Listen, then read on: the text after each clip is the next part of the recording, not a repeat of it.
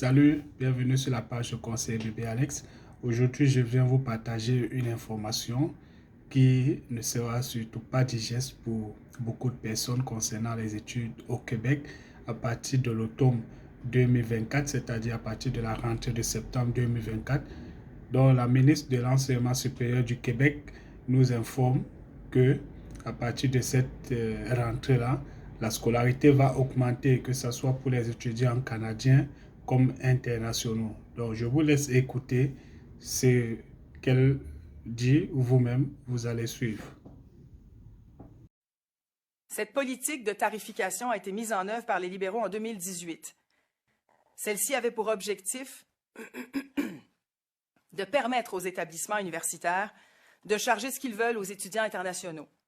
Cette déréglementation des droits de scolarité des étudiants internationaux est venue donner un avantage financier considérable aux établissements anglophones. Pour vous donner une idée, pour vous donner quelques chiffres, entre 2019 et 2022, les universités anglophones ont recueilli à elles seules autour de 282 millions de revenus supplémentaires générés par des droits de scolarité des étudiants internationaux, sur un total de 407 millions pour l'ensemble des établissements universitaires québécois. En comparaison, les 10 établissements francophones du réseau de l'Université du Québec se sont partagés seulement 46,9 millions de cette enveloppe sur la même période. Pourtant, le financement public des universités n'a pas été ajusté pour tenir compte de ces revenus additionnels. Comme ministre de l'Enseignement supérieur, je me dois de rétablir et de réduire cet écart au sein de tout le réseau universitaire. Ma responsabilité, c'est de m'assurer que le réseau francophone autant qu'anglophone puisse croître et rayonner toujours davantage, autant au Québec qu'à l'international. Mais je dois aussi m'assurer que les politiques du ministère de l'Enseignement supérieur ne contribuent pas au déclin de la langue française à Montréal, mais soient au contraire un vecteur clé de son rayonnement. C'est pourquoi aujourd'hui j'annonce notre intention de mettre en place dès la rentrée de l'automne 2024 un nouveau modèle de tarification pour tous les étudiants non québécois. À partir de l'automne 2024, pour tous les étudiants hors Québec, de premier cycle et de deuxième cycle professionnel, autant canadiens qu'internationaux, un tarif plancher sera établi. Pour les étudiants canadiens, ils devront payer un tarif plus élevé, équivalent à ce que coûte leur formation au gouvernement du Québec.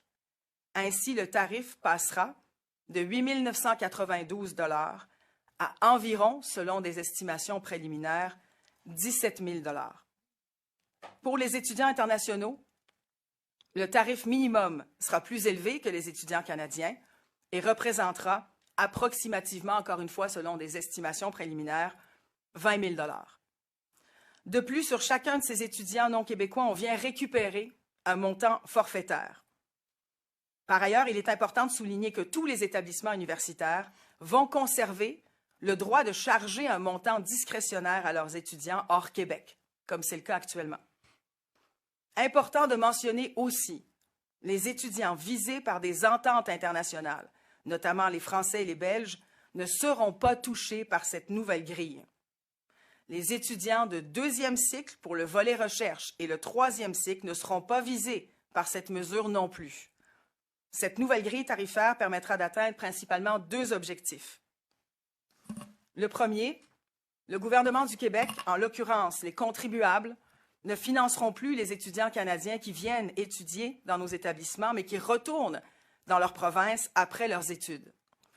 Deuxième objectif, c'est un nouveau modèle de financement qui va permettre d'atteindre un meilleur équilibre au sein du réseau par rapport aux revenus générés à partir des étudiants internationaux. En récupérant ce montant forfaitaire sur des droits chargés à chaque étudiant international, le ministère de l'Enseignement supérieur va se donner effectivement les moyens de financer des mesures qui nous permettront de mieux soutenir le réseau francophone dans l'attraction d'étudiants internationaux, particulièrement dans les domaines stratégiques pour l'économie québécoise et nos services publics.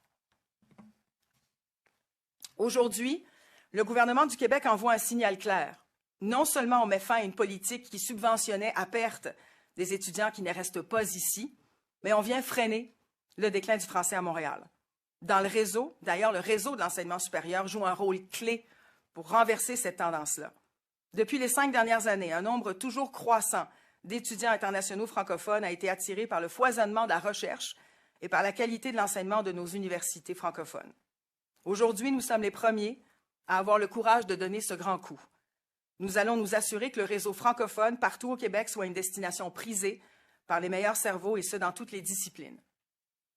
Avant de conclure, j'aimerais prendre un moment pour remercier toutes les équipes du ministère qui ont travaillé sans relâche au cours des derniers mois pour revoir, évidemment, ce modèle de tarification, le modèle des droits de scolarité actuel.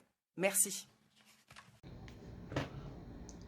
Comme vous avez vous-même suivi la ministre concernant la tarification des étudiants canadiens, qui est environ 8 000 actuellement, ça ira jusqu'à 17 000 environ, selon les programmes et selon les universités.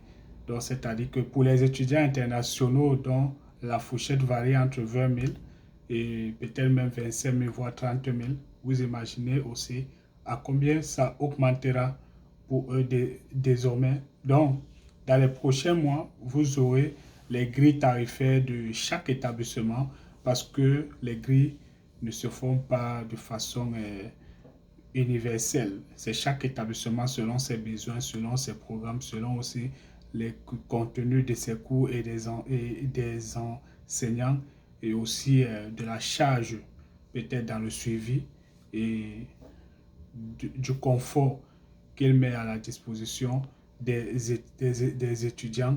Ils vont fixer leur taux de scolarité. Alors, apprêtez-vous dans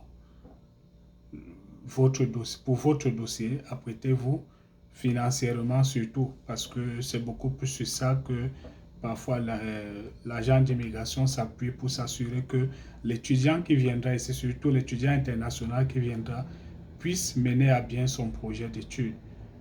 Parce qu'il ne faudrait pas que ce dernier soit dérangé, soit stressé à un moment donné du fait qu'il ait des problèmes de scolarité. Et pour ce, je vous reviendrai pour une autre édition.